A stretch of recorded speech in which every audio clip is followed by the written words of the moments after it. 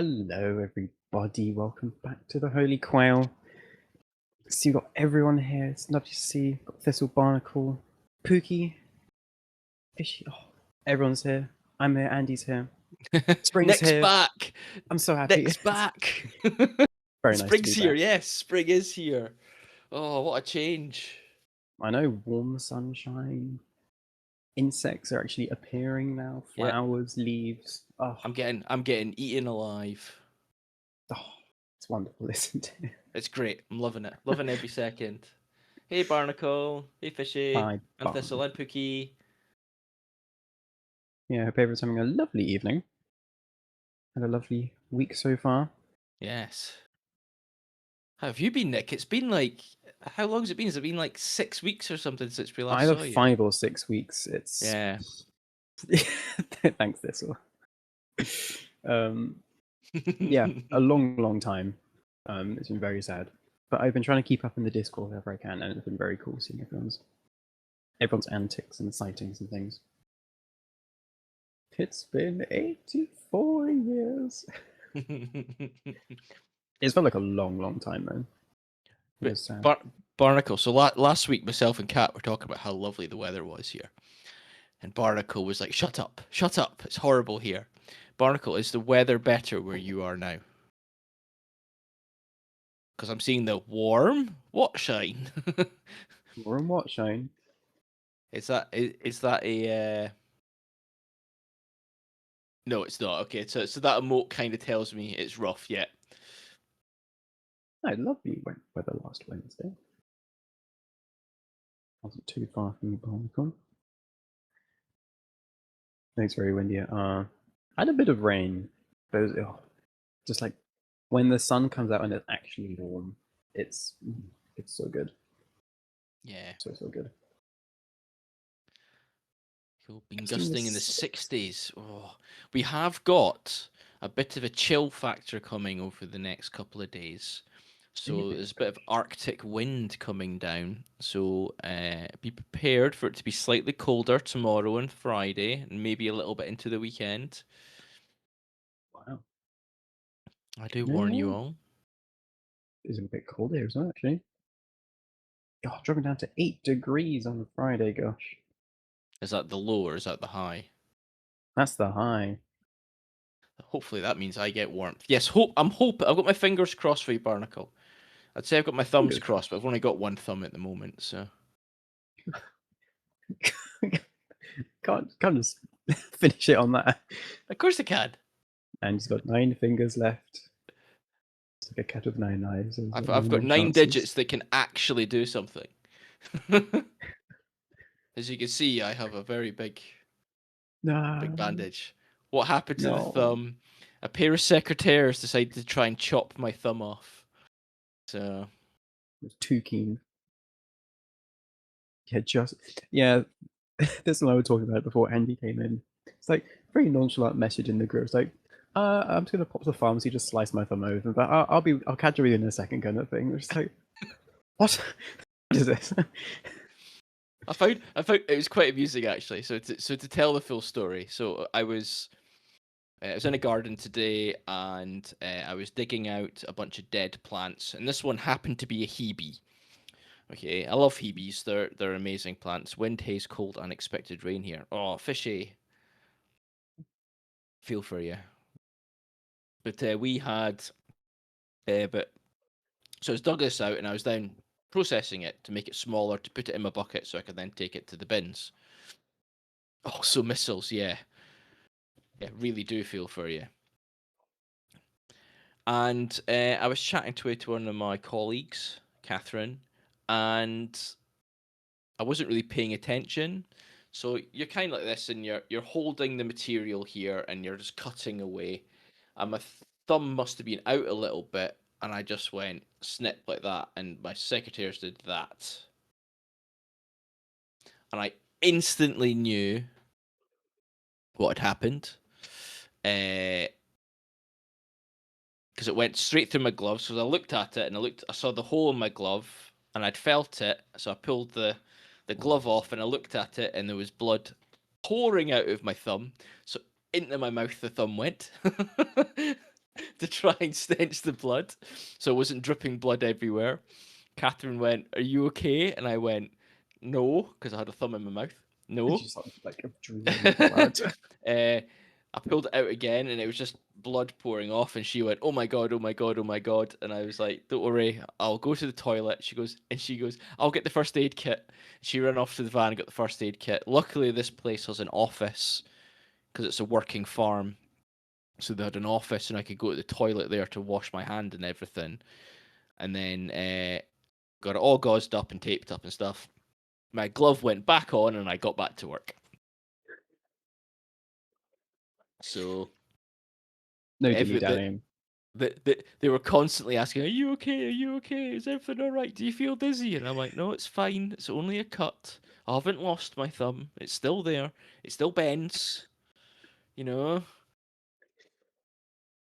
The Yeah, garden well, gods were most pleased with the sacrifice. Yes, I should go another year without first of blood. I would have I did. fainted. Oh, I did turn some of the grass from green to red, but fertilizer. aye. So there we go. So that's the whole story. And then I've got home hoping that it would have stopped bleeding, and it hasn't stopped bleeding. So I've cleaned it again. I've changed the dressing, and then I had to run off to the pharmacy to get some of the the suture tape that you get Oh yes, strips. recognize. Yeah, so I've gone to the pharmacy to get some of them. So once we finish the stream, I will tear all this off again, give it a good clean again, and then I'll put some strips on it, get it gauzed up again, put more tape over the top of it, and it'll be fine. I'll be back at work tomorrow like nothing's happened. So Then you do the other thumb. You're like, oh god. yeah, exactly. Very minor cut though. It's quite deep fishy. It is quite deep, I have to say. Or was this your accident, Fishy? You had a cooking accident, you say? Oh, I had a cooking accident today. What a Also, good my day for thumb. fun. Oh, yours was a very minor cut. Okay, you can tape it now if you want. We can't see. Yeah, I could, but then I'd be concentrating on that instead of concentrating on the wonderful wildlife we're about to see from Nick as he tells us about his amazing trip to Scotland. I could start that now if you want. Yeah, let's do that. I'll have my roadie picture first because that kind of sums up the 3 weeks of my 5/6 week uh, excursion. Oh, do you have an updated tetanus vaccination? I do fishy. I have already asked because I started gardening as a job. I went to my doctors and I asked them about my tetanus, and I am fully done. I will never have another tetanus jab unless it is needed. Nice. So that's lots of Um, rhododendrons. So you've been pulling rhododendrons out? so I've been spending. I spent 3 weeks pulling rhododendrons out on this island on Carna, which is in kind of western Scotland, which is absolutely beautiful part of the UK and Scotland. Like I think it's my favourite part of Scotland. Like the Morven, Ardnamurch, and like peninsulas. They're just stunning. But yeah, I was up there volunteering with the RSPB, and yeah, the plan. There's a big project of restoring the temperate rainforests in kind of Morven and kind of the western parts of Scotland. And a big part of that project is rhododendron removal because rhododendron is a huge disaster in Scotland and like also the rest of the UK, but particularly Scotland because it was introduced for fancy garden estates and big housing estates, and then also for hunting and shooting. They were planted because they're evergreen, so they don't drop their leaves. So you can keep all your birds that you're breeding, they stay in the bushes, and then you can go shoot them whenever you want. So they're scattered across the moorlands and all that, and then they just prolifically spread. And they're incredibly hard to dig up. You can't just kind of yank it out the ground. You have to, if they're tiny, like that kind of tiny, you can pull them out of the ground. But if not, you have to be little mattock and like, dig them out, and it's quite exhausting. And even with kind of 8 to 10 of us, you can cover kind of that area in the picture. So like a 50 by 50 area of not too dense rhododendron, you can kind of cover that in a day's work. We gardeners, yes, yeah, the volunteers, we might as well be gardeners. the seed bank in the ground a problem? They tend to germinate somewhat quickly. The main problem is, well, there's kind of a few problems.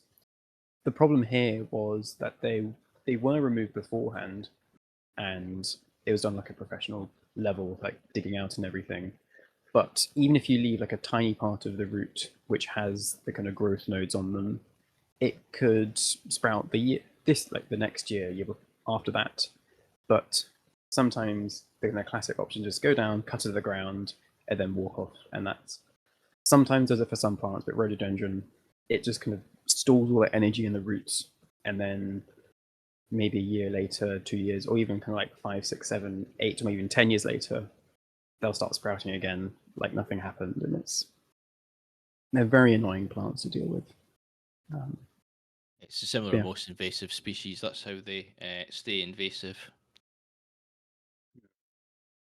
So yeah, so the RSPB big project to protect the temperate rainforest is to remove the rhododendrons so they don't grow, shade out the saplings for younger trees or the kind of bark on current mature trees that have all the kind of mosses and lichens and things on them. So protecting what way they can.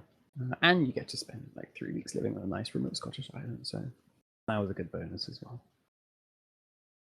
I have a similar problem with Australian acacias. Australian acacias. Oh. I'm pretty sure I know what that plant looks like.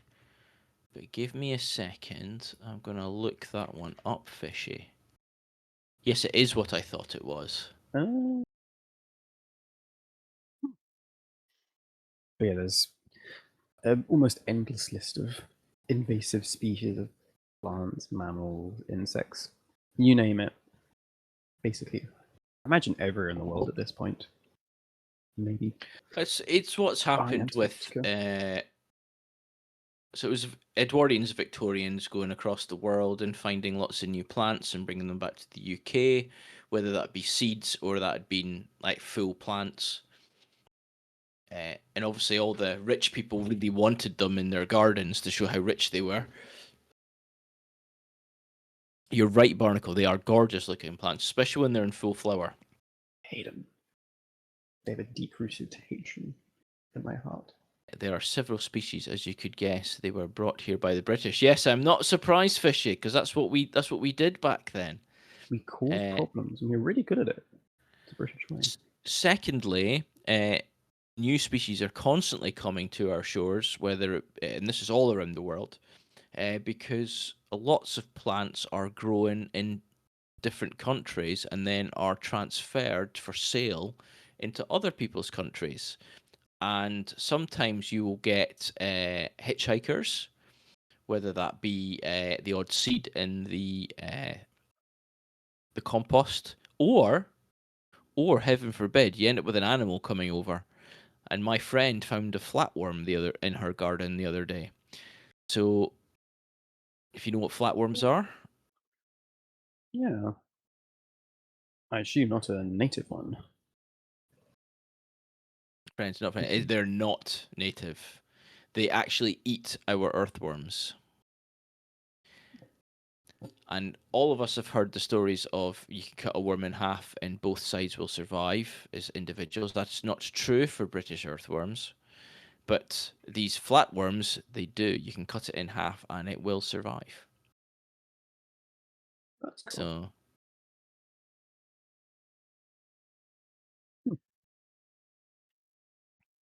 Yeah. ooh. Invasives for me, like, because I've in my placement in North Wales a few years ago, a lot of my time was spent digging and taking out Cotoneaster and Buddleia, and I've got rhododendron. So whenever I go around those games, so kind of even if they look pretty, like that back of my mind, See, I'm not the biggest fan of Buddleia or Cotoneasters. So, like, but yes, this is what 4 out of 7 days work. So we'd work 4 days pulling out rhododendron, and then we'd spend the other 3 days exploring the lovely island. oh, nice. Which was just amazing. Almost like you're using a mattock, like your classic kind of huge. There's the tiny mattocks like that big, but then you get the massive ones which are kind of size of a spade kind of thing with a massive head. You're like, watch on me. So that was very satisfying to do. But yeah, I can. Ooh, I'll start with my white-tailed eagle. So So this is where I've got to start thinking about going through the things, making sure that these aren't on the. there's not too many. I think there's only 2 other animals which might already be on there. So white-tailed But eagle's on there. what do you? Oh, there you go. That helps. So many eagles in Scotland. Oh my gosh, it's just amazing. I'd never seen eagles before, so this is brilliant. And it was on your bucket list. It was on my bucket list, so I'm very happy. So this is a white-tailed eagle. Also plenty of golden eagles. There were so many that we ended up seeing them pretty much every day. Like, oh, there's our morning eagle. Oh, there's our lunchtime eagle. Same with the otters, which I'll talk about later. It's like, oh, there's the otter just out in the bay again. Like it's kind of ridiculous the amount of wildlife in that part of the world. It was very nice. We were sitting on like one of the slopes of the island and just having lunch. It's like, oh, there's a pod of dolphins out there, and there's this lovely kind of snowy mountain or snow-capped mountain, a few kind of forested slopes dipping into this massive loch, and then you've got this pod of dolphins in front. I was like, oh, I need to live there. Like it's just an amazing place. So yeah, this is a white-tailed eagle. It is a, I think, juvenile, maybe sub-adult. Actually, no, I didn't eat them. I was saying the eagle was here to around lunchtime. So the morning eagle, well, when we're getting ready to go on our work day, and you see them flying ahead. And then lunchtime, we're eating our lunch, which didn't include eagles. And then an eagle would fly overhead, and that's our lunchtime eagle. No eagles were eaten during the course of my volunteering there. But yeah, most of them were white-tailed. I'd say about 80% of them were white-tailed, and then some, like the last kind of 20% were golden eagles, which I was surprised about. Like, vast majority were white-tailed eagles. Holy quails moved to Scotland. That's a great idea. You can fund our new house by donating today. Please. Eagle licking its lips, watching birds fly.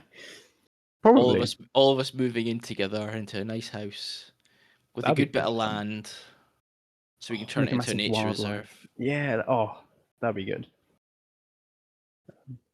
There Holy was one Quail National Nature Reserve. Oh, that's a good one. That's a nice ring to it. That it does, doesn't it? We should do it. Ooh. That is a future plan for us. There was one moment where, because I go for a swim every day, which is really lovely, and one of the staff members who's there sometimes went for a swim as well lots of the time, and I was walking to my swim with some friends, and the other guy was going for a swim. I was like, oh, there's an eagle, and I was like swooping down, like kind of circling just a bit too low over our friends swimming around there. Like, is he getting eyed up for a snack? And then the white-tailed eagle left, but maybe the whitey thought, oh my gosh, massive fish. My partner's not going to believe us when I bring us back to the nest. Maybe it was hoping for you to kick some fish out from their hiding places, get too close to the surface, and it'd come down and take it. Maybe. What if that's the Robin of the Skies kind of thing? That'd be cool. But yes. Some of the eagle signs were just amazing. Among you, you're going to need a large tea cabinet. I'm not too much of a tea drinker myself. I'm not much of a hot drinks person, but yeah, I think. am. There we go. So Andy can have a large tea cabinet. Yeah.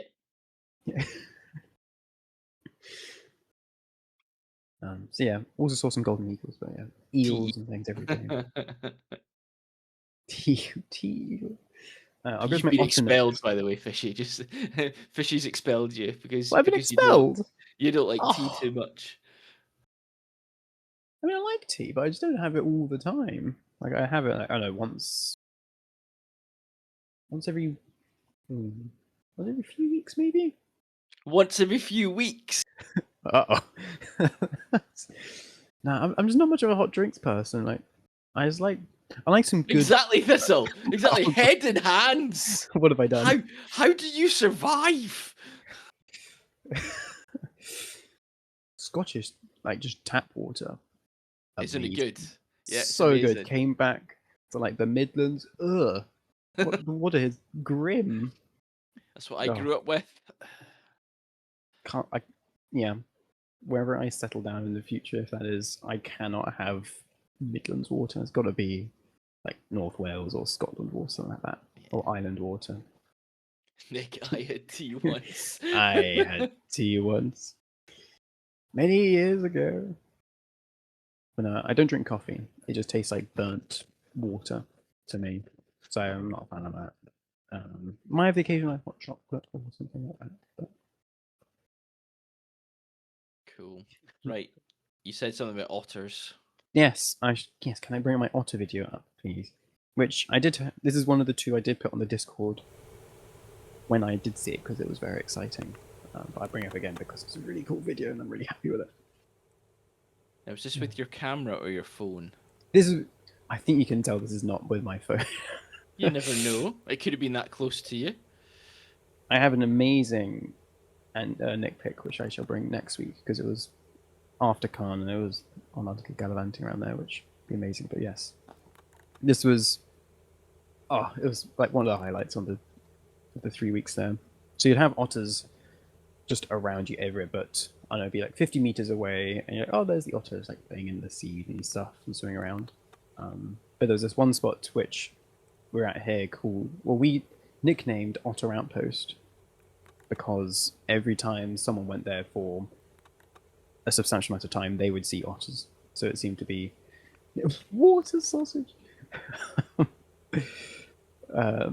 It seems to be like a hotspot for them. Didn't seem to be like a halt right there, like a hole, like a home for them. But it seems to be kind of a place where, as in the video, they catch a fish and bring it on land to eat stuff, kind of thing. So, whale lark, water sausage and whale lark. This is wow. Poor otters are getting minced by their name. But yeah, there was one time I went with a walk around the island with some friends, and it's like, oh, let's just wait for a little bit just in case the otter turns up. Within fight, like 2 minutes, we saw one coming into the bay, and we're like, oh my gosh, it's coming right for us. And then we kind of hunkered down behind some rocks to make sure we weren't obvious and kind of in view. And yeah, it came onto the sea with a big fish slapping around, and just eating away. And then the boat raid came around the corner and went back into the water. But even just for about 5 minutes or so, just watching that otter 8-10 meters away, like really, really close. Like I have a pretty zoomy lens, but it was amazing to watch. Yeah, Karna is an amazing spot for them. Was like Western Scotland in general. There was one loch. How was it? It was just before we got to Karna. I think somewhere in Scotland. And we are just going for a nice walk. Been driving a lot that day. So I just stretch your legs, go. This looks a nice spot because the sun's setting, and this huge loch. And we sit down, and then my partner, she's like, sees, oh my gosh, what's that? It looks like an otter, and there's must be about 150 meters away or something. So like in and out of the water. And I'm like, oh my god, this is amazing! It's so exciting. And we didn't have our binoculars or camera on us because we just had a quick stretch of our legs, which was our fault, of course. So I ran back to the car, grabbed my camera and binoculars, and then it came in a bit close apparently whilst I was gone, and then it disappeared like 300-400 meters away. We just sat there for like 10-15 minutes. Wait a few minutes, oh, there it is again. Just scan on the binoculars. So that was really exciting, and that was hundreds of meters away, and then having one 10 meters away or so was amazing. Very, very cool animal. A lot bigger than I thought they were as well. I feel like I don't really see them with stuff I can scale them nicely. Like I thought they were, I don't know, like not like a large ferret kind of size, but like a not too big, but they're absolutely huge. Like there were a few common seal, like common / harbor seals around the place, and you kept on thinking, oh, there's a seal. Oh wait, no, that's an otter. Like they're hefty wee guys. That's a good way to put it, barnacle. Loch somewhere in Scotland. It's as close as I can remember. Yeah, otters. Incredible things. What do I do next? I'll go to my razor bits, please. Razor lovely. bills. Do we have razor bills on? I think we do. I think I saw Nathan had a lovely close up of razor bills, We do have a razor bill. Yeah. and it's the lovely. Oh, it's the best time of the year when all the seabirds decide to come back to the cliffs and everything. So northern part of the island always had this kind of raft of razor bills, and they were coming and going and feeding and sitting there being pretty and just every time you go around the north of the island, if it was for a walk or as a kind of work thing, or we got to on the boot a few times around. Oh, I love seabirds so much. I'm so excited to see more seabirds this summer. Yeah. So good. Best birds. I'm tempted. I'm tempted to go back to Bempton Cliffs this year. Have to see at least one seabird colony every summer. Yeah, I mean, I just absolutely love watching razor bills. And I haven't been to Bempton since I got my new camera. So, well, there we go. so that might be the reason to go. That'd be cool. Mm. Yeah, so also razor bills, a few kittiwakes as well. With herring gulls, black-backed gulls, black-headed gulls, but they're razor bills as well. The way they kind of glide just over the top of the water, frantically flapping away in the black and white. So good. So now go on to more kind of. Oh, have my otter spraint picture, please. I forgot to go out with my other otter picture. I do miss my turns. I do miss my turns fishy. They're on their way back now. They're on their way back from Africa or South Africa. On their way back up here, so. Your first sandwich turns are probably here in a week or two, if that, at most. So, yeah, otters are absolutely everywhere on Kana. And Spray Station is every time you come across one of these, which seemed to be about every 10 meters, it felt like around every corner, where you'd think, oh yes, this would be a nice spot to have a little sprint station, bam. And not just like one little pile or two little piles, just like carpeted in sprint. It was amazing. The smell, like the kind of herbally, I say herbally with an earthy undertone, is like the fragrance of an otter sprint. And it's really good. And I convinced several people to go around sniffing them. It was good. Like it's really good. People like Chris Packham will love you. Because everyone's like, oh no, it's just poo. Poo equals bad smell. I'm like, no. Like try it. It's so good. Loving fishing. Yeah, when I did my placement back in North Wales, the person I did it with, she had done some otter stuff. I think otter surveying. I don't remember exactly where, but she had collected some spraints and then used like a microscope to look for individual. I think it was vertebrae, like individual fish vertebrae, and you could tell like a species or like a group of fish from its vertebrae. Fish, you probably know more than me about this, but certain bones, and you could somewhat focus, somewhat work out what group or species of fish the otter had eaten. So like some very cool science. So I got to look at some dried out spraints under a microscope and look around. But it must be a really cool bit of research out there, which much smarter people than me were looking at. But yeah, whole pile of spraints of fish bones and things was really cool. Spraints are typically identified by smell and are known by their distinct odors, the smell of which has been described as ranging. Oh, D cake. No, it's not even a Friday, Andy. God. Nope. Oh my goodness. Watch out, Barnacle. I'm waiting for the Barnacle's comment. The smell of which has been described as ranging from freshly mown hay to putrefied fish. What a range. What a range. Mine locally are usually full of crab shells. Oh, cool. It's always cool spots and bones. Yeah, there's quite a few, like if you had a crab and then you just like decided to kind of explode all its joints and things away, so it's kind of a disassembled crab on the ground, but all kind of in the same positions, kind of thing. Like loads of those around, which is kind of like, oh yeah, otter's been here, otter's been there.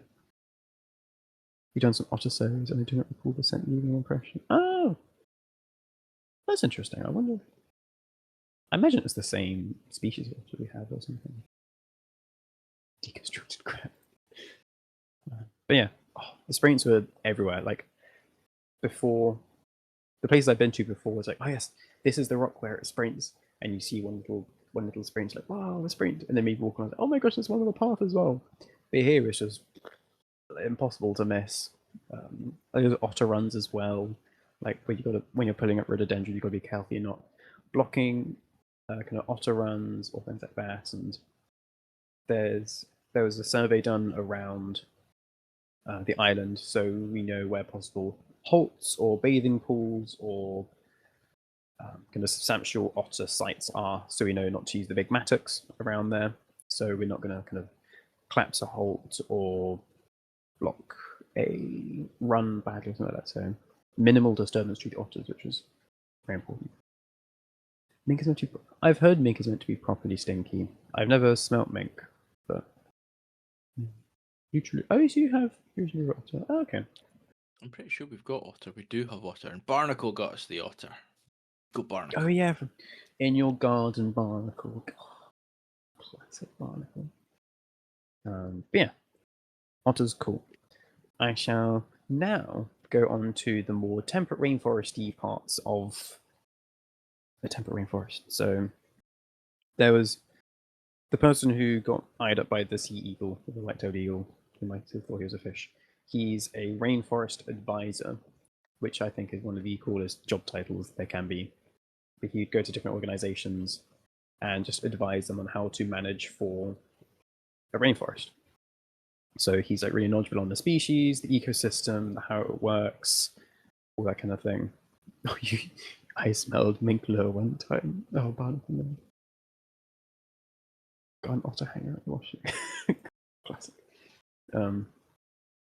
But yeah, his knowledge and passion for rainforests was just unmatched. Which my gosh, I'm like darting around all the different stories here. I do apologize. Has anyone seen on like RSPB's YouTube channel? They do things called like I think it's Wild Journeys or Wild Stories, where they kind of follow a little project for like a day or a week or something, and they have like a really nice video, and they kind of sum up like what the project's doing. They talk to some people, get an idea of what's going on, why they're doing it, how they're doing it, and there's some pretty shots. I'm trying to make one of that for Kana, so I did lots of video. I interviewed some of the people there, so hopefully in like a week or two I can share a lovely video about people who know what they're talking about with the project and the work we did and stuff. So keep an eye out for that, because that'd be fun. But yeah, that rainforest advisor told us all the lichens and mosses and things, so I might have plenty of lichens to show you. So I'll solve my fungi first, because then the rest are kind of the nice bryophytes. So I'll go for my fungi one first, which is, some people might have seen it before. It's quite a common woodland one, blue elf cup, which just kind of turns rotten wood blue, but I had never seen it this blue. It's usually kind of it's like a slightly blue tinted brown, where you're like, oh, that wood's a bit blue. Sometimes they're quite blue, but this was kind of violently blue. It was It's very, the very same cool. color as your gloves. It was even brighter than, yeah, I think it's like blue, like rubbery work gloves, and then the wood is even more blue. It's really crazy. So yeah, I think it's one of the blue elf cups, and there's two different species. It's Chlorosaborea originosa or originosums. I think originosa is the common one. I don't know, originosums is the rare one, and you can eat it from D kind of blue. That is WD verified blue right there. So yeah, it's one of the two species. But very cool and very nicely blue. So that was very fun, because I've seen that same kind of bluey wood quite a few times, but never this blue, which is very fun. But now I shall move on to the lichens and things. So can I have my lichen 1 picture, please? So temperate rainforests are kind of hard to describe as a habitat, but so you have tropical rainforests in like the tropics and things, and they are hot and wet. And here in the UK, we have some of the best temperate rainforests in Europe. So the really kind of mild kind of air brought up from the Gulf Stream kind of across the Atlantic means lots of Western Europe has the kind of climatic conditions of being mild and wet. So lots of rainfall, but the important thing is it's mild, so it doesn't get too hot in the summer, doesn't get too cold in the winter. It's kind of a temperate zone, which you get along the coast. So, I left it in the car. There's a good book called Britain's Lost Rainforests by Guy Shrubsole, which is a very good read. I highly recommend it if anyone knows it or doesn't know it. And there's a very nice map, and it's kind of some of Portugal, some of France, a bit of Iceland, but some of the best in Europe is in the UK. So lots of kind of Western Ireland. Birdie, thank you for a whole year. Happy subscriber birthday, Birdie, and thank you for the welcome back. It's been a long time. Thank you for subscribing. But yeah, some of the best in Europe is in the UK. So lots of Western Ireland, kind of Cornwall, Devon, lots of Western Wales, but the majority is in Scotland. So basically the entirety of Western Scotland has the right conditions for temperate rainforest. So back before humans came and chopped down all the trees, about 20% of the UK would have been temperate rainforest instead of kind of your other woodland where it's kind of dry. And one of the things that kind of characterizes a temperate rainforest is kind of those things growing on other things. So you have the tree, and you have lots of plants, kind of epiphytes. So you have like the polypody ferns and things growing along the really mossy covered branches. You have lichens growing on more lichens, mosses growing on top of those. So just everything's covered in life. Like there's all these boulders just covered in moss, you know, little streams flowing down. It's a very green place, particularly in winter, because of all the mosses and lichens, things like that. One of the it is a proper bug haven, Barker, yes. And one of the not really kind of indicator species, but one of the lichens that grows well in these very temperate conditions and is kind of very sensitive to air pollution. So you need the nice clean air, nice mild and wet conditions. Is this one here, which is Pulmonaria. Oh gosh. I've already forgotten my Latin. This is ridiculous.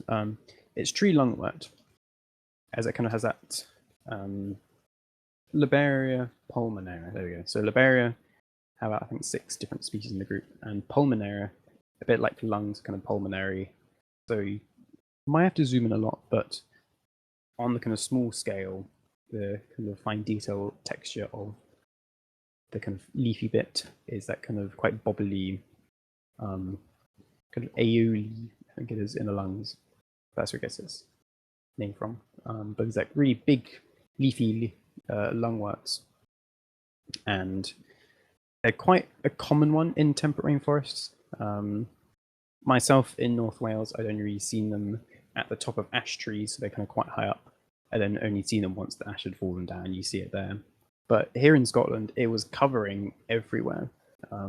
There was honeysuckle climbing up the side of something, I think another birch tree or something. But the honeysuckle kind of stem, which is only kind of 1.5 centimeters wide, was completely covered in the tree lungwort, and the tree around it was completely covered. Like, it was amazing seeing all of it. I'll go on to my lichen 2, please. So this is just one species, the tree lungwort, but then other branches and things will have dozens of different species scattered across them. So this, in that one picture, there's probably 6 or 7 different species of lichens. So you've got Pulmonaria, and there's Liberius, Scribiculata, I think it's like kind of pale bluey one. And there's like another load of ones you can see, and then there'll be smaller ones which you can't quite see. So yeah, I shall leave it up there because I really love this picture. Like, it's when after it rains and all the lichens are really hydrated, they look really shiny and like bold and vibrant, the colors. And yeah, like I love to watercolor them, like make a watercolor of it, or just frame that little picture because it's just the colors are just amazing. like you go into the woodland and it looks like the trees are kind of in leaf from a distance because there's just so much color on all the branches. It's just amazing. Looks like a really well thought out garden. Yeah, yeah, it's really, it's just very like pleasing to look at. Yeah. They've got the nice sections all kind of together. It just looks very pleasing to look at. I got to my lichens 3 picture as well, which is a kind of, I think further along this branch, but more kind of zoomed out, so you can see even more species. So you've got the kind of bushy one on the left, which is one of the Cladonia lichens, that kind of almost corally looking spindle. You've got some of like the felt lichens, the kind of grayer ones, and yeah, there must be like a dozen or so species of lichens, a few mosses elsewhere. So it's very cool, very cool. So I really want to get into my lichens a lot more. Well, I have tried to get into my lichens a lot more. Yeah, just an amazing habitat, temperate rainforest. Really, really pretty. My final one, I'll go to my ferns picture, please. So your classic ferns are like the big, kind of almost kind of Jurassic Park looking kind of big fronds, almost like palm kind of looking ones, but you also get really tiny species of fern. So these are filmy ferns. So this is under a hand lens with my phone camera. So that whole frond is only about the size, like half your thumb size. And there's a few types.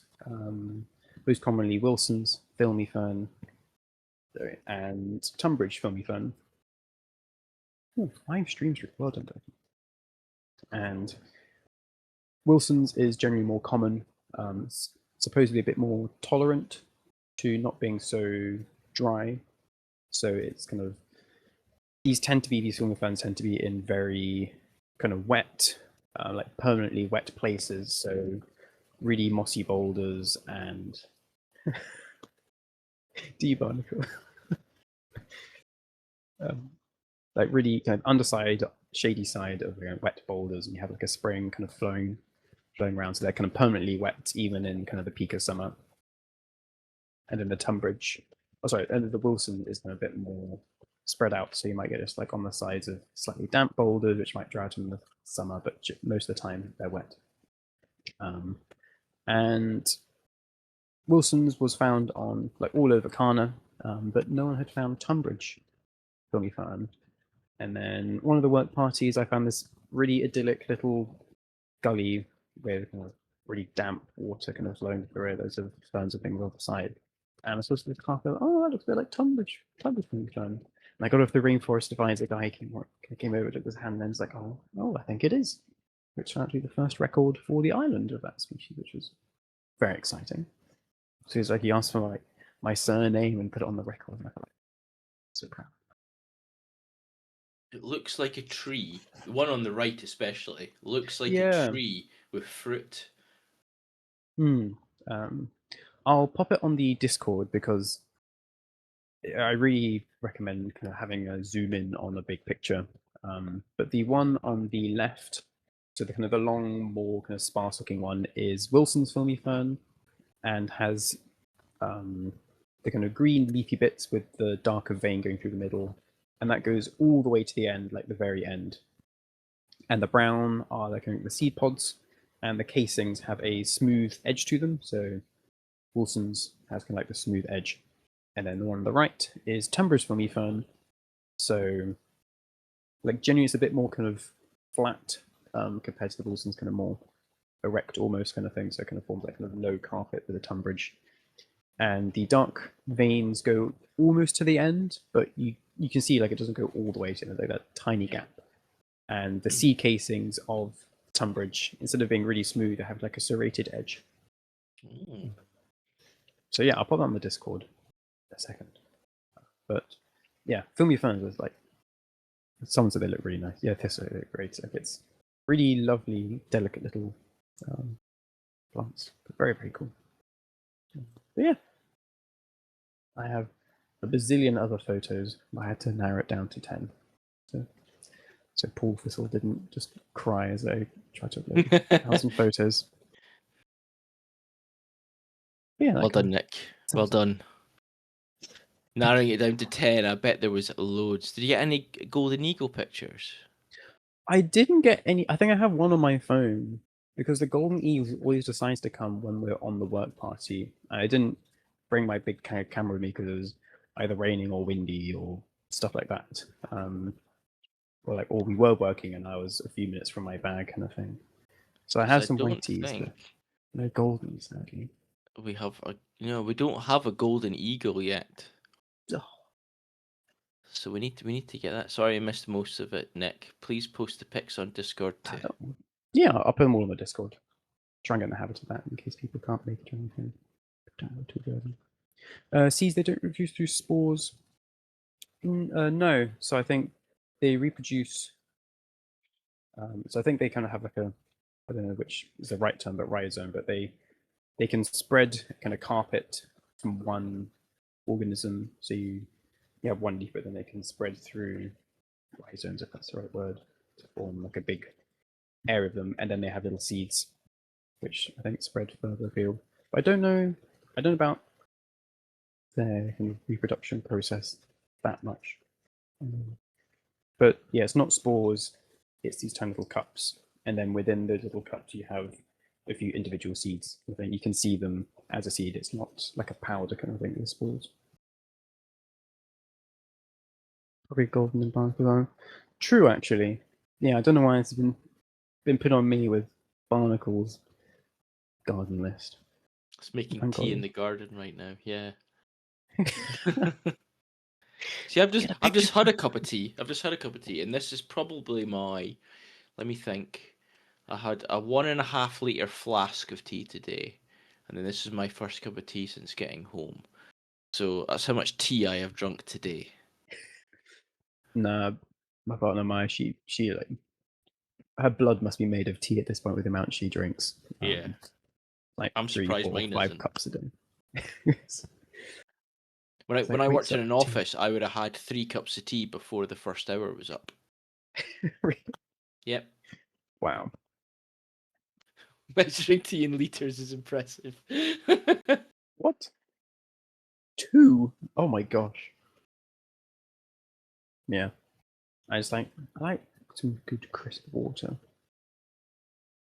But yeah. I think it just makes me need to pee all the time with hot drinks. Don't get me wrong, in summer that tea consumption drops drastically while I'm at work. Iced tea? I do take iced tea with me to work, yes. Hi, Normally one and Burger a half. Chris. Normally 1.5 liters. But tea leads to biscuits, and that could be the ruin of us all. No, biscuits are the best thing ever, Chris. Hello. Biscuits is what powers Britain. Yes, 100%. 90% of my hydration is tea. Oh, I love this conversation. Hot tea is good for you on a hot day. Oh, I can't do a hot drink on a hot day. It is. I'm not a hot person. I can't do hot. Cold, I'm Tell my fine. I can put a waistline layer on. that. But biscuits also lead to tea. Oh, it's a vicious cycle, buddy. Tea to biscuits to tea. I used to go and buy the Maryland cookies. You know, the chocolate chip cookies. I love them, and have a cup of tea, and the problem is I wouldn't have one or two cookies. I'd have the entire packet with that one cup of tea. Because you just dunk them and go, oh, I could have another one. Dunk, dunk, dunk, and then they're Yeah. gone. And you're like, oh, it's all over. Oh well, don't need any dinner anyway. I get so hot. I I would need a like to cup of experience tea. that, Fishy. I really would. Ah, yeah, I do need to try that. Yeah, well, I Because I expect the tea that you're talking about is slightly different from the tea that we have. there is rarely not paradigm cookies in my house. Most likely What's can't life duck if a you packet. can't dunk a packet of cookies in tea? Put that on a t-shirt. Double chocolate Maryland for the win. Yeah. Right, everyone's favorite biscuit. Let's go. I want everyone's favorite biscuit. Everyone's your favorite biscuit. Okay, you've got to go Yeah. first then. Come on. What's your favorite biscuit? Oh, no, I think now. Oh, come back to me. Come back to me. Oh, Birdcrest's bourbon, good choice. Ooh, I do like a dark chocolate digestive. Oh, that's me. That's me straight in. Dark chocolate digestive is top biscuit for me. Oh, chocolate live bits. Oh, seems to be good to regulate your body temp or something. Oh, is this biscuits or tea, barnacle? Tea in hot weather. Oh, tea not with. Oh, Yeah, really? yeah. Oh, It helps. It helps. It raises your core temperature a bit and raises it to a similar level as what it is outside. So therefore, you don't feel like you're sweating too much. oh. Chocolate Sounds good. hobnob, stroop Oh, waffle. chalky hobnob. Oh, Pookie. Oh, stroop waffles are great. Chocolate hobnob. Chat's not helping. It's 8:30 p.m. Resist the urge. This will respond the Dutchman. Oh, Yeah, street waffle. we've got all of your wildlife encounters to get through. So That's true. I've only What's got my two to quickly second go. favorite I've only biscuit? got two to quickly go through. Let's hear yours. Let's hear yours. You don't see mine. Okay, so I can't even remember what one of mine was. This'll pull up a random picture. Uh, Or that's it. That's it. Ooh. That is the random picture. So I first thought that this was a field fair, but it doesn't have a blue head, a blue grey head. Mm. Caramelized biscuit, e.g., Lotus. Ooh, nice. Leucistic starling. No, it's not a leucistic starling. Birdie says missile thrush. That's misleading to me. I thought it was a missile thrush when I saw the Oh, picture. oh.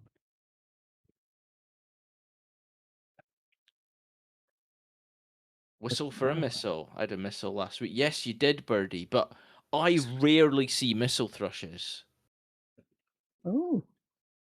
I see song thrushes all the time. In fact, not 2 minutes before I took this picture, there was a song thrush directly above my head I took a picture of. Sparrow thrush. Yeah, so like I say, I thought it was a field fair because it was in amongst a bunch of redwings.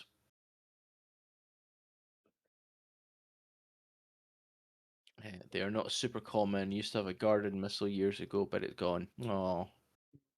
Yeah, I barely see missiles as well. It's really sad. I always get really excited when I see one. Yeah, see, that's what I thought as well. As soon as I saw it, I was like, that's not a field fair. I think that's a missile thrush. So I thought I'd share it. You guys are saying missile as well, which is cool. I can add that Sparkle's to got a my whole range speech of now. ideas. Sparrow thrush, German bass thrush. Thank you, Cookie thank says it's a you. missile. Brilliant. And then this is my second thing. I Oh, went looking for green woodpeckers. and you actually saw the thing you went out to look for. I found it. It was the third bird I saw. Oh wow! Oh, what a pretty bird. Well, Pookie says it's a missile. We've got the official confirmation. Yes, yes, 100%. Thank you, It's an Pookie. elaborate treacle mimicking. My God, I've never seen a ghoul like this. It's singing and everything. Birdie has woodpeckers reported in a local forest. I need to go look. Aw. Great spotted, though, not green. Great spots are still cool to see. I like woodpeckers.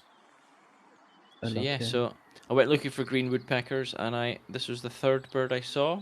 I only saw two green woodpeckers the entire day. While I was there, I was only out for an hour, to be fair. This was on Sunday, but I just wanted to get out and see if I could spot any wildlife, and I did. Very nice. It was blending nicely. So I spotted the color differentiation because that lovely green olive back. Uh, I was looking across this scrubland through my binoculars, and I saw the color differentiation with the ground around it, and then I got my camera on it, and this is what I saw. So pretty. So yeah, so that was mine. No. I went to Not Skylark bad though. Nature Reserve just south of Nottingham. Very nice. So, which I go to quite regularly. In fact, it's where I did the first live stream from, live wildlife stream from. So I need to go back and do another live wildlife stream from there. You know the weather's getting good. I see Yes, you got to do yes. it before it gets too hot, and then it just overheats. It overheats my camera and phone again. Yeah. So yeah, good kind of fresh spring morning. Easy to hear laughing at you. You can't find them. That's true. I haven't It's seen a green woodpecker in so long. Must be years, but I've heard them every now and then. I'm like, somewhere over there on the other side of the valley. I find it they're really secretive. That so like you can hear like Pookie says you can hear them easily. Uh, they're normally on a branch, on a trunk, actually, not on the branch, on the trunk, on the opposite side to where you are. And you'll be looking directly at them, but you won't see them because they're around the other side of the tree. They know that. And then they'll poke their head out, just their eye, just to see you. And they go back in again. And I've watched them do this regularly because they just don't want to be spotted. I can see you. Yes. Such a good call as well. Yeah. Like it echoes so well. Oh, that was another thing on Kana. I can't. I think the geology has a lot of schist, so lots of like folded, pressured rock, which has lots of like slabs. And on the eastern side of the coast, they're just massive flat slabs of rock, and the tide was really low. So it was basically like this flat wall going along the entire coast, which was perfect for like echoes. And this curlew, which we didn't see, kind of alarm call, the most kind of like gnarly, like, and it could hear it just echoing for hundreds of meters, and it's such a good sound, like a proper good spooky. Cool. Like if it was really misty, you'd think it was haunted. It was so good. So Fishy says It was really good that's a shit. defense behavior, and it's quite common in many insects too. That's really cool, Fishy. Oh, oh. That hiding behind something, knowing, keeping your eye on its eye on you, but hiding at the same time. That's funky. I like that. Right, will we get on to wildlife encounters from everybody else? Where did we get to last time? Well, we've got to go all the way back 2 whole weeks. Oh my goodness.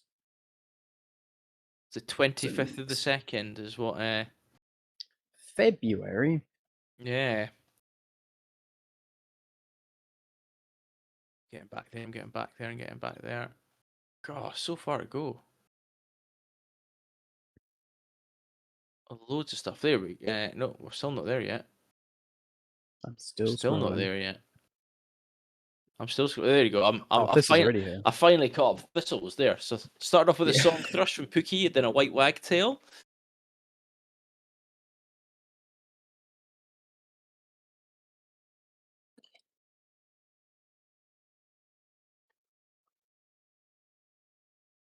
We got a lovely Reed Bunting video coming up next. He was saying it was a very nice day. It's 20 degrees centigrade.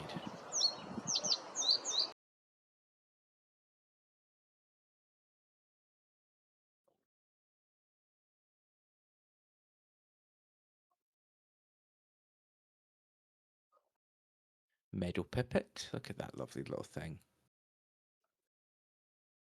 This is a water rail again. Pookie says. Too much luck. Too good at birding. The water rail this year. Didn't get a picture of it though. Lovely little grey wagtail. You'll get it birding one day. Yeah, definitely get it. I believe. Goosander or common mergansers. Second rail of the year. Last year, 0. I had Wow. 1 last year and I've had 1 this year. So, little I've only had egret. just the one last year. It was either late last year or early this year. I can't remember which. Seen a few rails reported like 1.5 hours south of me. Hmm. So whether you want to take that trip, birdie, for a chance to see that bird. I'm sure it'd be a nice site as well, just to go visit. And a Yeah, lovely around the rails. goldfinch. What I'm noticing though, I'm quite enjoying using the eBird app, and I'm noticing that no lesser spots have been reported at Sherwood this year. Oh, really? The Yep, whole of February? whole of February, not a single one. Lovely lapwing again Wow. from Pookie. Let me let me go a little bit more and have a look again, see if it's Evo's great. Also, I need to put this no. in the chat in case people aren't aware of this. Anywhere in Europe, I'll put this in the chat. Birding places, like if you're planning a holiday or something, I absolutely recommend this app called Bird or website called Birding Places. It's like a community thing where you all people add their own like local nature reserves and things and tell you what you can see at what time of year. Yeah, definitely recommend exploring it after the stream. It's a very cool resource. Oh, Kingfisher. Oh, Kingfisher again. Pookie's just need some for the rest of us, Pookie. have they started nesting yet, Pookie? Oh yeah. Oh, I'm really excited for those pictures.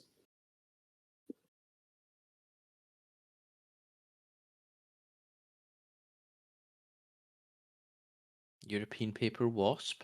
Not seen them. Oh. Yet. I'm assuming you've been down to the usual point of the river / stream where they nest, so field fairs?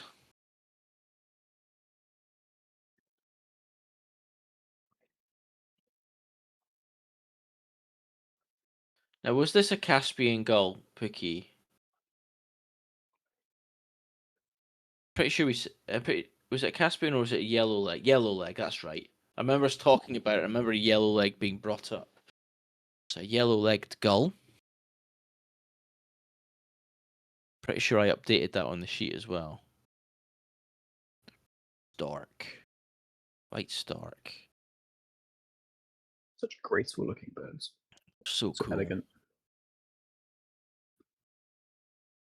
Love that reddy orange beak and legs. Some lovely roe deer.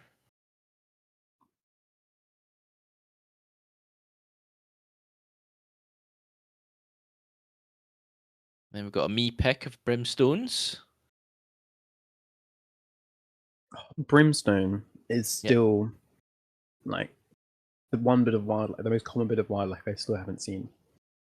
I'm desperate Great to see egret. brimstone. I've seen loads this year already. You're right, Yeah, that's a I lovely agree, mix. Thistle, that I love the water in this one. It's lovely inside on, really nice Yeah. texture, good S curve, very pleasing. And some ruddy shell ducks. Look at them. Oh, First so time I saw lovely. ruddy shell ducks was in St James's Park in London. Oh, so many birds in St James's Park. It's Oh, it's just quite ridiculous. it's ridiculous there. I saw a hooded merganser floating past. Like, what on earth is that bird? Doing here, Like, yeah. duck with a massive thing. Like, Oyster catchers. They it's getting rattle with their fed beak, the storks. breadcrumbs. Do they? Oh, I didn't know that. There's like These a are white-fronted oh, geese.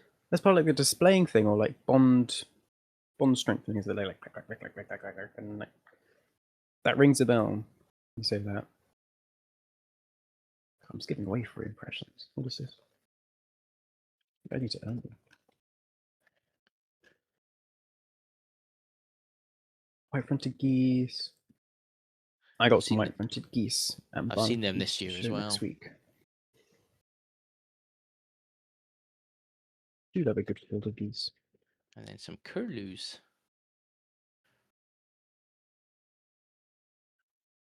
I got my first bucket list while you were away.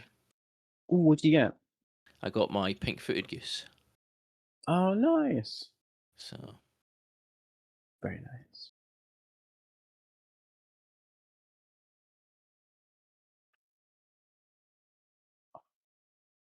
I went on So to pretty. Barnacle with her otter sprint. Hot from the otter's butt. Now the lesser white front. Oh, we got lesser white front as well, Pookie. Ooh. Oh, nice. And these are some lovely muscles. What lovely muscle you have, Barnacle. Hmm. You've been working out there. And then this is the otter.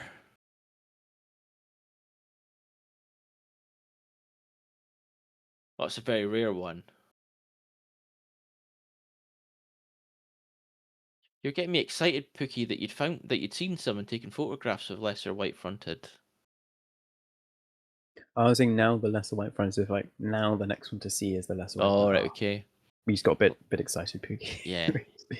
We just saw like, oh my god. Lesser spotted woodpecker. I don't think I'm going to get a chance to see one this year. I believe. There it is. Is it drumming? Yeah.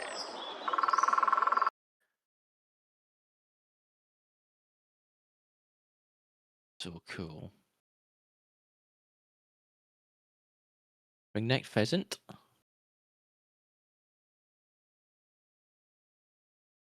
No tail.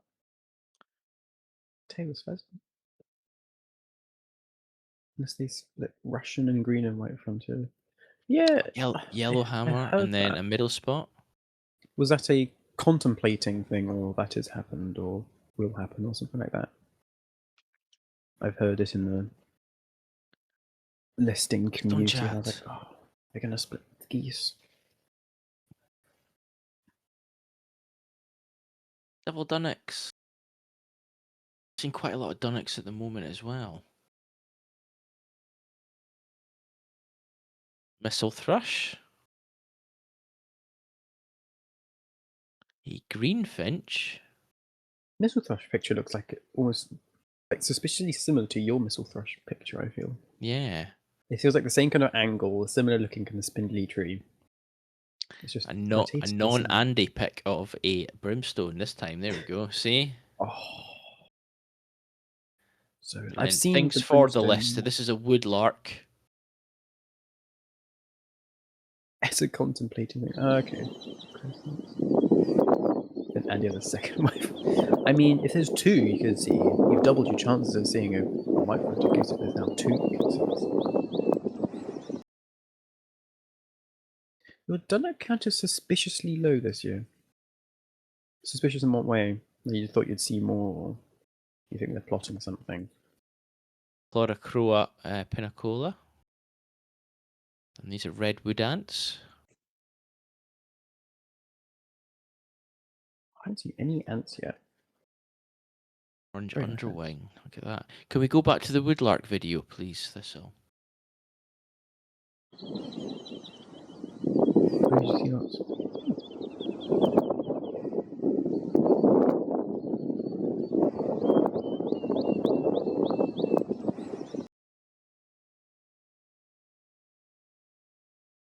They haven't reached us yet, and I cannot wait for the woodlark to show up at Bud Bay because I'll be up there instantly. So good to see. Oh, that was lovely. Lovely hawfinch. Still haven't ticked this one off yet. Menacing bill. So powerful. Look at it. So chunky. Get spotted woodpecker making a nest. I'm surprised they don't use the same nest each year. Just enjoy making nests. Getting good These song thrush singing away.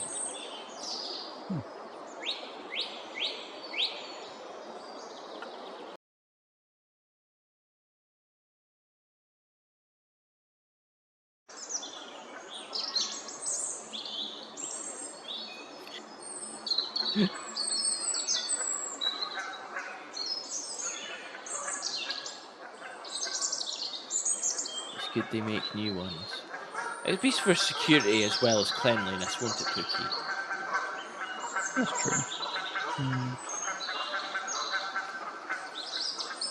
Cheeky chippy. Chipmunk sounds like a goose. It's so cute.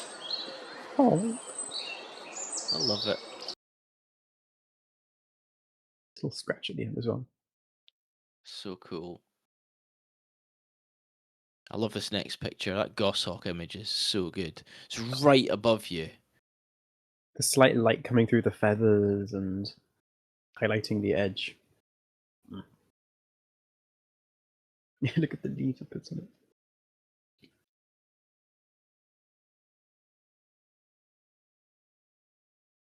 You got buzzard being chased by a crow. A mobbing there.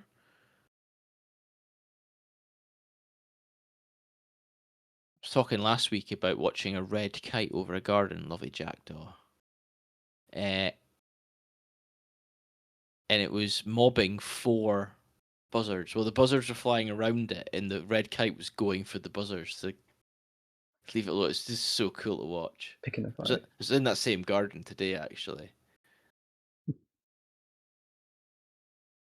What was it about the leaves that it was putting on the bit Pookie? Nuthatch.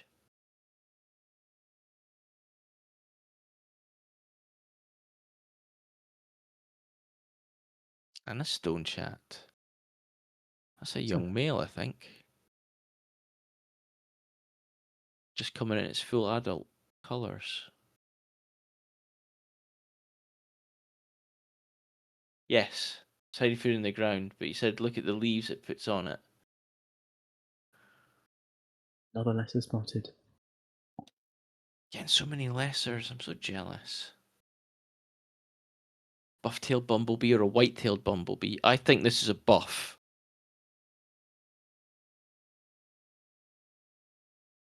It's quite buffy.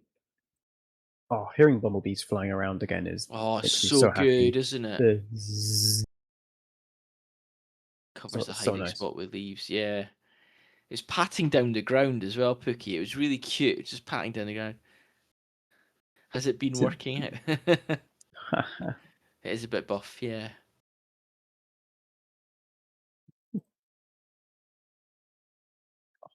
Bank form.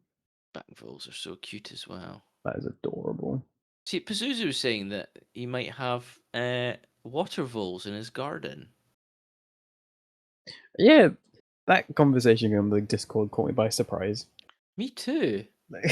It's- That is the They are- cutest image yet. Yeah, just poking they its are. head out. It's just honestly, it's so sweet, Pookie. It's Like amazing you managed to get these images without it spotting you. like classic wildlife organization newsletter homepage banner or something, just like cute little bank of old Pookie's head out a mossy log. Oh, Moving on to Nathan with his northern filmer. I love filmers.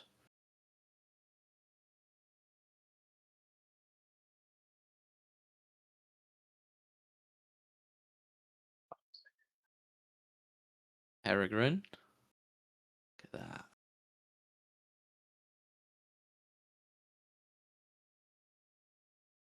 makes Oh, for a that's cool. seabird.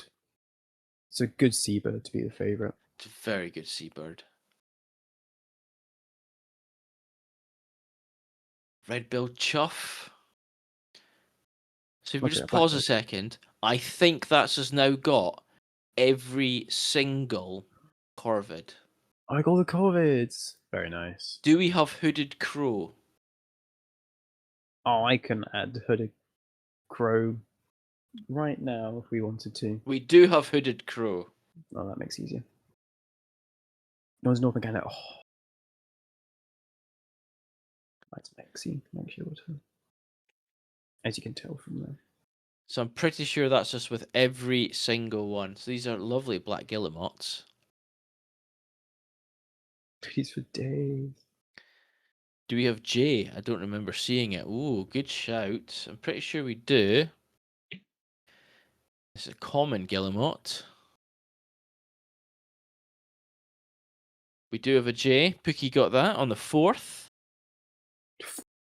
of January.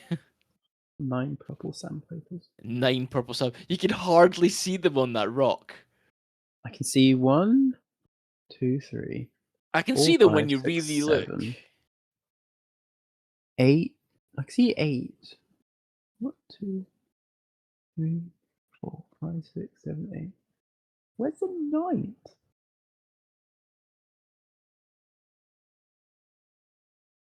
Oh, is that it? There's an Oh oyster gosh, that catcher at the top as well. wow. Was that a lapwing? Looks oyster, quite oyster I think it's an catcher. oyster catcher, isn't it?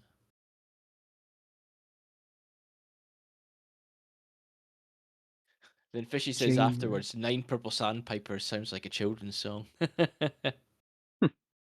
It's really good.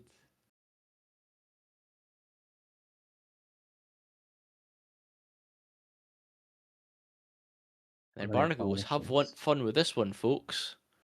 So,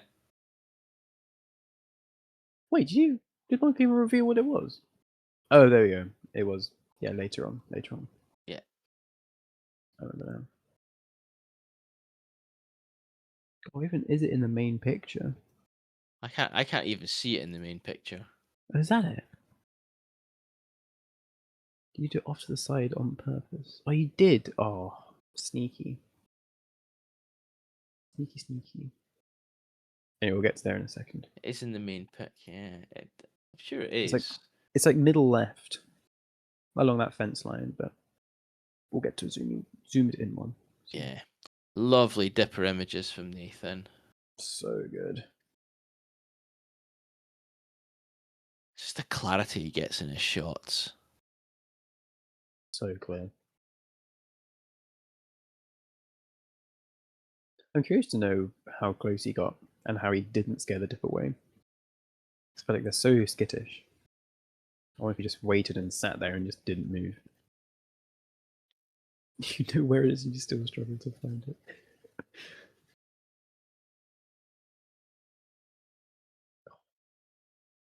This is so good. Like the side on image, like seeing the color differences and the definition and the feathers and stuff is just immense.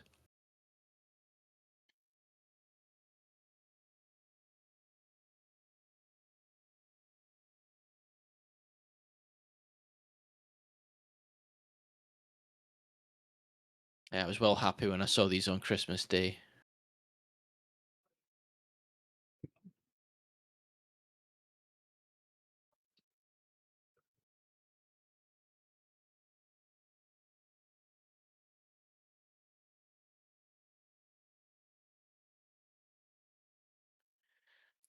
Now I think the next images are Birdie with his new camera. Whoa.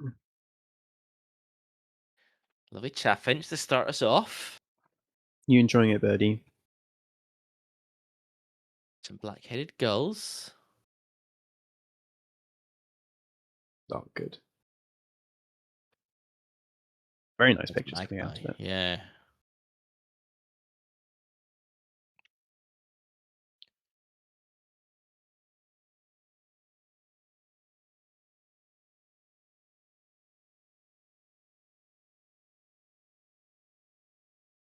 Another chaffinch, a scruffy Scruffy jar. robin. Not been that much of it yet. Blackbird.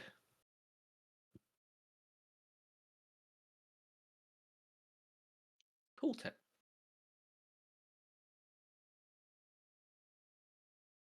It's a missile, it is. Lovely missile. And a blue tit. Looking very fat.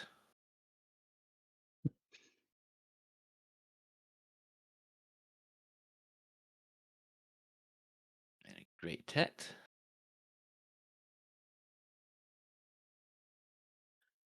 And the two buzzard images are really good. Yeah, and what Fishy says, like a really dark buzz. Look, Yeah. it's amazing. It looks like you just got a really dark image of a buzzard, but looking at it, it's actually just a very dark buzzard. Cormorant.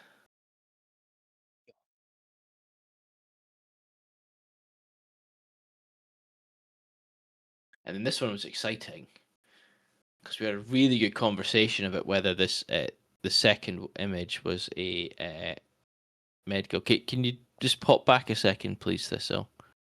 There's another image which is the two gulls. That's it. So the one on the left is a black-headed gull, but we had a conversation about the one on the right, but it was a second blackhead, or if it was a med gull. And it's a med gull.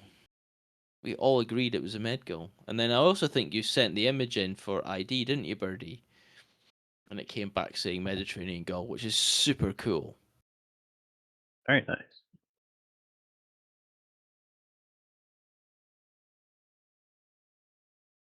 So yeah, so well done on finding that. And here we go. Barnacle has given it away. It is a red kite, and I still don't see it on the original. It's like tight left, but Oh, there it is. There, I see it now. I yeah, see you can only it. see that really dark bit. Yeah, I see it now. So, well done, Barnacle. It's a great nitpick. I'm very proud. That's like the best nick pick of the year. It's got to be up there if it's not itself. Because you can't even tell it's a bird. It's just a slightly darker bit. That's it. That's all you're getting. I got a common sandpiper from Nathan. I hope everybody's okay, Fishy. Gosh. Another red kite. And a pogue. Aganus cataphractus. I'm glad That's to a hear that. proper spell.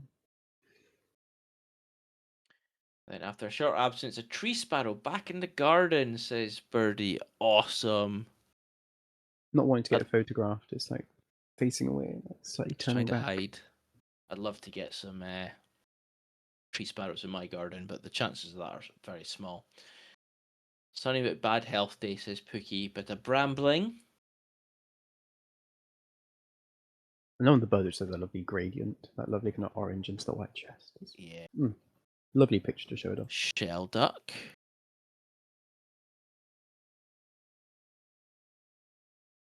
And lovely dunnock. So cute. Stone chat. Used to have a good few. Watched that one for ages. Then I went to get my camera so Blockbuster. high. Classic. Is watching you waiting. It's like Another peregrine. God, you're getting so many peregrines.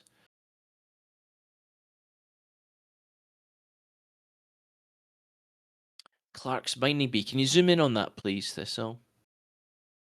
Oh yeah. Look Hiding at it. amongst the It's a moss. Clark's binding bee. I love like big googly eyes on them. Go, Yeah. I'm pretty sure there's a couple of images later on of more Clark's binding bees. Oh, And then nice. some shovelers. We're into March now, so. And then Fishy has a Eurasian jay. This is a Middle Eastern subspecies of the Eurasian jay, though. I love how it looks like the ones we get in the UK, but it's had a different makeup done on it. Yeah. Like it all looks fine, and it's like boom, bright white face and black highlights kind of thing. It's really cool. I love this. Sunny day, chiff chaff, they are back there. Look at that. Yeah, that really dark. Are you getting up, woken up every morning by them again? Pookie, middle spotted woodpecker. And video of its call that kind of sounds like a great spot, just faster. Ooh, interesting.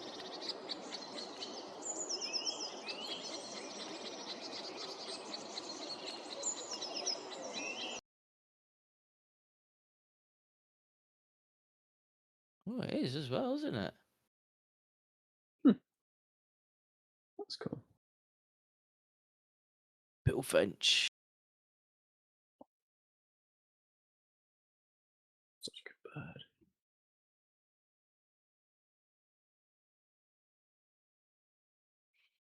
Willow tit. You just hear them everywhere. Oh. Apple. And this is a jay pretending it's a buzzard.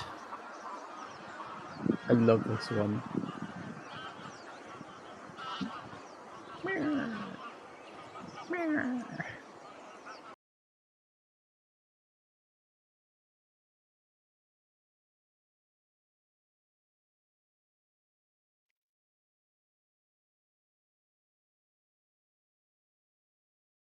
Shovelers. White-fronted geese with a strange deformation at the base of the beak. It doesn't it just? It looks kind of like a mute swan, or the Oh, deformation that a male mute swan gets.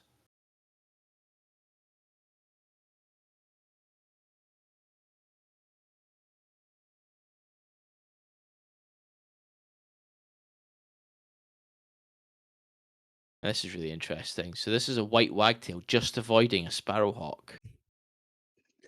uh, just avoiding things. Yeah, it's close call. Knob-billed duck. A new species.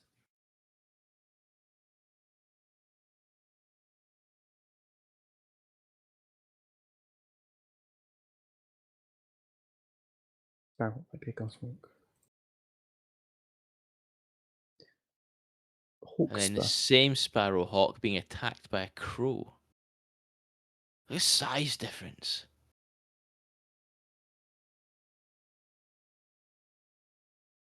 Well done getting those pictures. Like the speed of them is very impressive. Sparrowhawk might be a goshawk.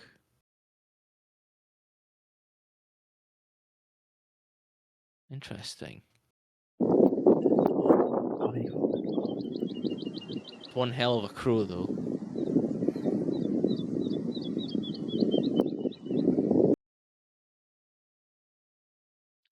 A better woodlark video.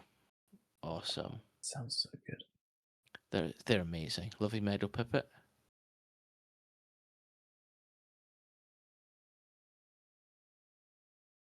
There was green frogspur. It's so good. I think that's the same as a common frogs we get over here, isn't it? This is like the best picture we've had of a brimstone yet. So pretty.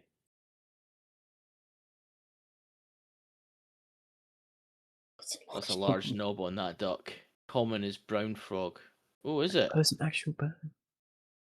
Okay, so Anything's got a this knob is on this different stuff. then. I'm going with green frog SP then. There we go. Oh my That's gosh, being that is a added big to our knob. list. 7 spot. Oh, nice.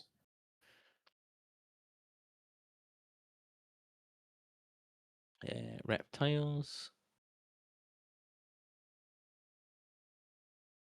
Common is brown frog. Oh, okay. Our frogs change in colour so much. It can be brown, green, red, orange, whatever they're feeling. It's like a mood frog. Large tortoiseshell. So pretty. I love large tar shells as well.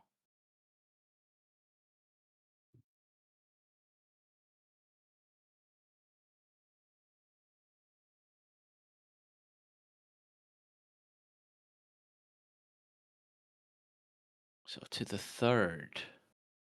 And it's Pookie again. Another sunny park day, another lesser spot.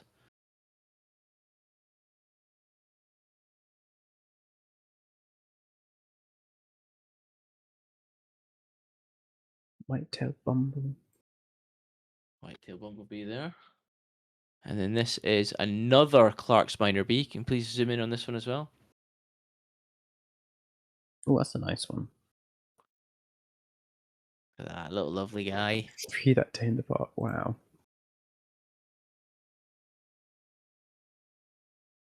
See that day in the parks. Ooh, lesser spots. That's amazing. Black woodpeckers and make it with a nest hole. Look at that.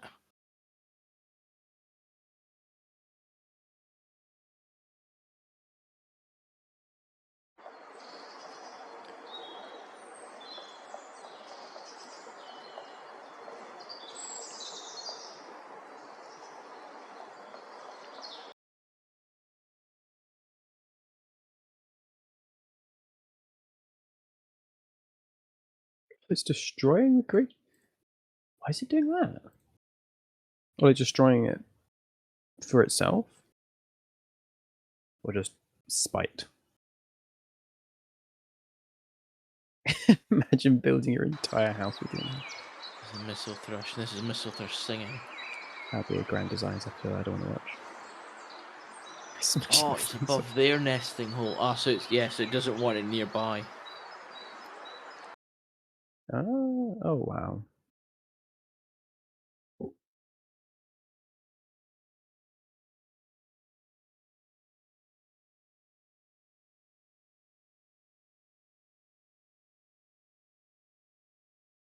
Another large tortoise shell. One way to solve the housing crisis. Now I live in this tree. Oh, bless me. It's a honeybee. A song thrush through the undergrowth. Quite like that picture. There's also abstractness to it. Another bank vole. So cute. I love the second one where it's just Yeah. so round. Then a peregrine falcon.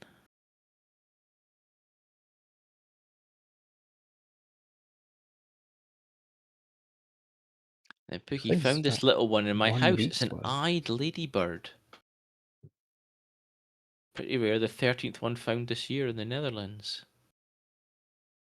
Well done.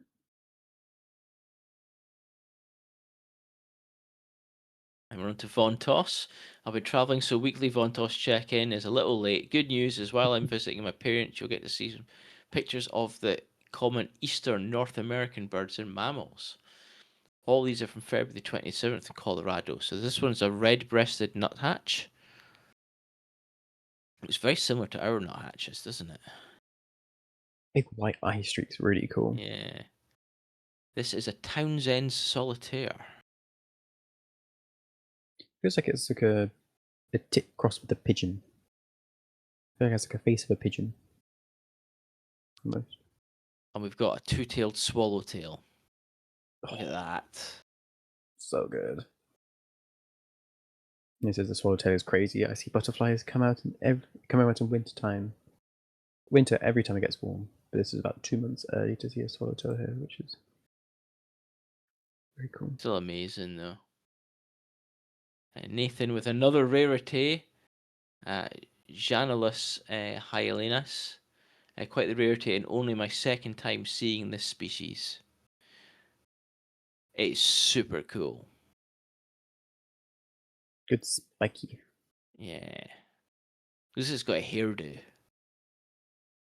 Yeah, it's like a proper wig and facial hair. It's nice. Then spot the species, says Nathan.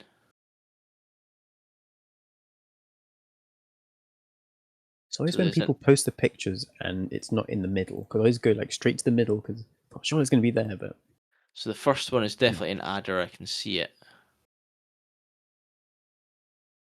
The second one. Oh, I see the common lizard as well. Yeah. in like the same kind of place in the picture. Yeah.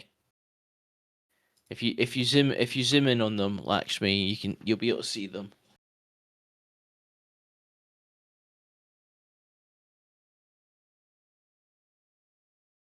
Okay, so if you go, you can just see it there, but further over, it's kind of in the middle of the screen now. Bit to the right of the middle of the screen. That's your common lizard.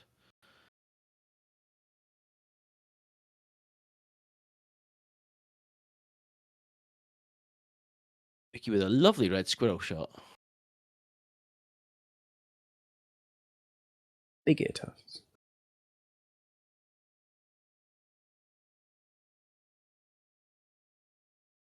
Lovely linnet as well. Oh, on my walk, I had flock. I must have about 30 or so linnets spread across like 4 or 5 trees, and just the sound was amazing. Mm. I love the sound of a big flock of linnets.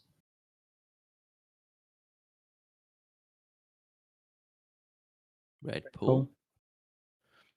There's the chiff chaff. That's an awesome shot of chiff chaff. It's Midsummer. beautiful. Full song.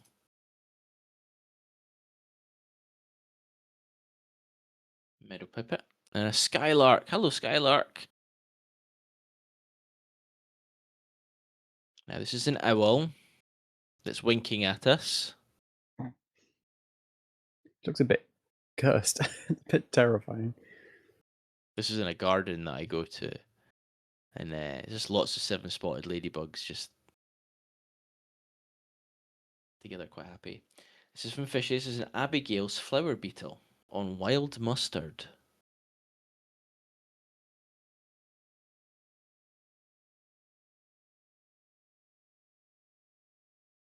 Really bright flower. Good colour. I think we'll do one more day's worth and then we'll probably stop there, I think. So this is Birdie with some grey wagtails. More great shots with his new camera.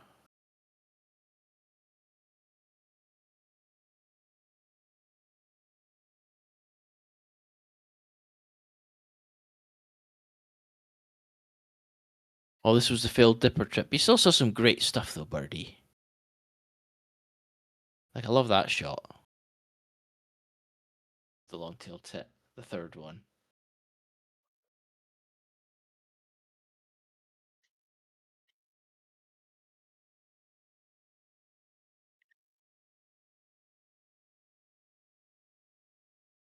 It's the It is best the tit. best tip. Yeah. That's a Lovely tip. long-range cormorant. Then here's Nathan with a gorgeous adder. That eye. That's an amazing picture.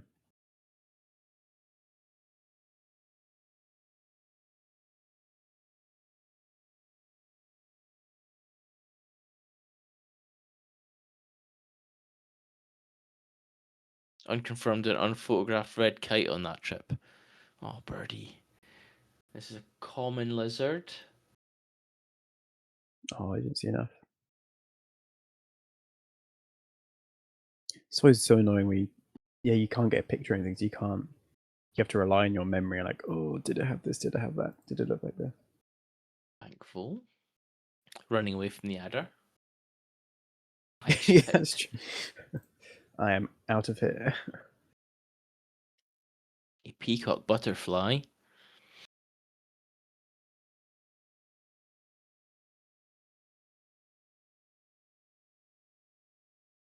A nursery web spider.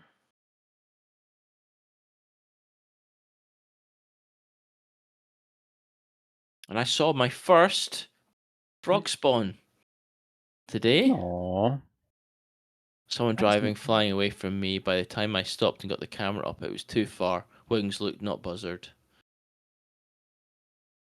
And then this is really cool. Blue-rayed limpet. How awesome does that look? I love What's the even iridescent. what's even cooler is you can actually see the limpet itself, not just the shell. Yeah. It's got go faster stripes. Meow. Oh. This is a red sponge dorid.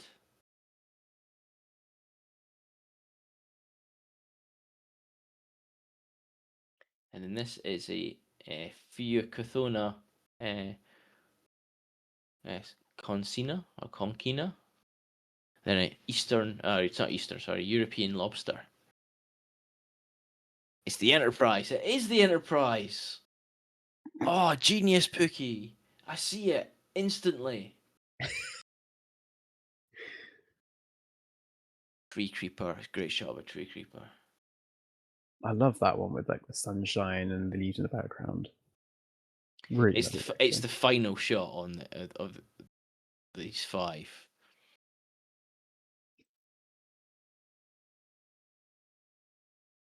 Like, this one is just brilliant. Feels like you're swimming in the sea and then something touches your foot. You're like, ooh. Yeah.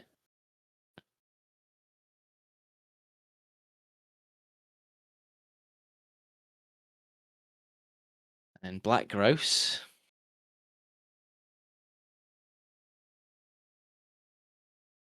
Lovely picture. Another dipper, fast asleep.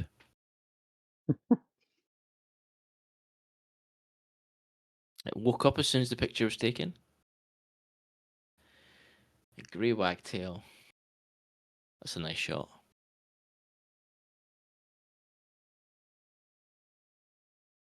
Carrion crow, and it looks like it's got a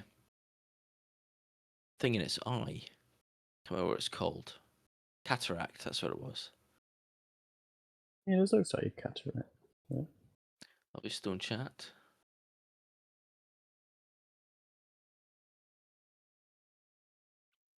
But lapwings in flight. Are you going key Looks key so key? sleek and I love that picture of that. It's really nice. I love the colours of lapwings. Hmm. Oh, the golden plover with teal and dunlin.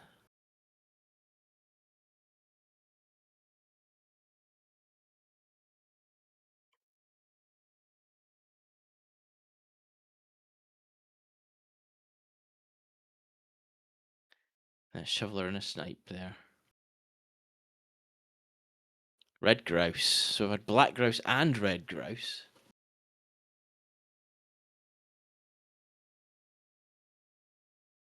Willow tit. Another willow tit.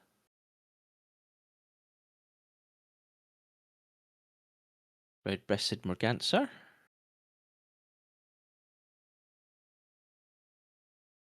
And San Martin with a starling murmuration. Nathan had a good day. He did. More San Martins. It's great to see the San Martins back. I know, it feels so early in March, but yeah, already back. Have you got them at yours yet, Chris? The San Martins. And then these are kittiwakes dip feeding with gulls. Ah, nice neck pick. Lovely. I'll definitely have to make a trip to. Yes, turned up on Friday. Amazing. You can guess where I'm going to be very, very soon. And you'll be turning up on Saturday. One hole Oh, already in the really? nest bank. Amazing. Yeah, I saw that you filled it in this year, which is really cool. Oh, so they excavate it themselves? Yeah, yeah. It's really like I was really excited to see that it'd been like properly filled in and stuff, so that they could build the nests again. And this So has got six snipe in it. This image. is it more enticing for a San Martin, like a prospective San Martin, to have a blank bank as such instead of a pre-holed one?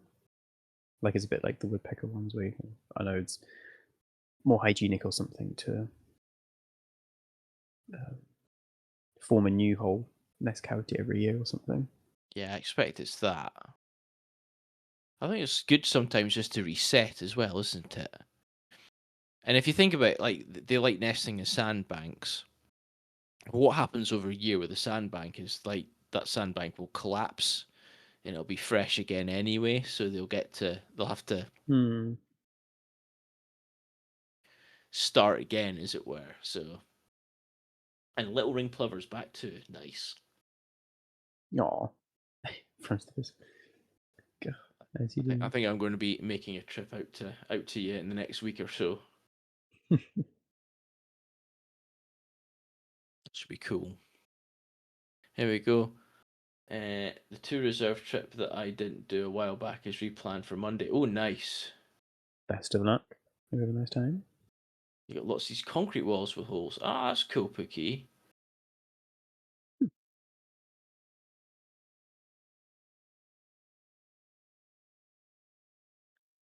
Yeah, I like the fact that these nesting sites have been put up. Like we saw San Martin banks at Rutland when we went to Rutland, didn't we? Obviously, there was no San Martins around. Yeah. They'd left by that point, but Hmm. they were definitely there. So sometimes kingfishers use them as well. Oh, that's even cooler. Hmm. Whole flock of kingfishers moving in. Can you imagine That'd be a it? weird sight. Like Every hole having hundreds of kingfishers coming in and out. kingfishers. Yeah. The San Martin's totally like, what? Where's my spot? Awesome. Right, well, thank you for joining us, everybody. Thank you. Should we see if there's Was- anyone to raid tonight? Oh, I'm pretty sure we could. Sure, someone. I'd like to say the Holy Quail's live, but of course they are, because that's us. Maybe it's time for me to go to bed. California Burbs is there. Yes. Food house is there. Oh, banana and eggs. Should we do Hoot Oh, House then? let's do Who House. Got banana and eggs. So Check out session. are you around on Friday? I am around on Friday, yes. Excellent. Birdie, are you around on Friday? Might be my last Friday stream for a while because I won't have my big computer for the summer. It's a big decision, is that I'm not probably for 2 weeks. Okay, that's no problem. So it's probably Raft this weekend. This week then. Mm-hmm. Could do some We shall more continue. We shall continue. See how far we can get before you disappear for 6 months. only on Friday disappear though. I'll still be here on Wednesday though, which would be nice. To actually show some summer wildlife. Yeah, it'd be really cool. My bro's home. Oh, nice. You might be in chat though. That'd be cool. Yes. I'll send you a message right after the stream. There you go. I'll write it so don't forget. Awesome. Yeah. Right, everybody. Thank you so much. Sorry we didn't manage to get through all of the wildlife encounters tonight, but Nick obviously had far too much to share with us. Oops. The two of us will be back on Friday for some more rafts. And then you're back next Wednesday as well, aren't you? Yeah. Yeah, I'll talk about my encounters I saw, which wasn't on Carlos. I got some more general holiday pictures. Would be nice. Gallivanting around Western Scotland. Cool. And obviously we'll have Kat back with us as well. Yeah, it'd be nice. All three of us. Cool. Right. Full house. Thanks for joining us again, everybody. We will see you again very soon. Thank you very much, everyone. I'll quickly start the raid. Start the raid. We're going. Dun dun dun. Good job. Yeah. Thank you, everyone. Have a lovely week. We don't see you on Friday. Thank you very much for joining tonight and have a lovely rest of your week. Bye, everybody. Bye.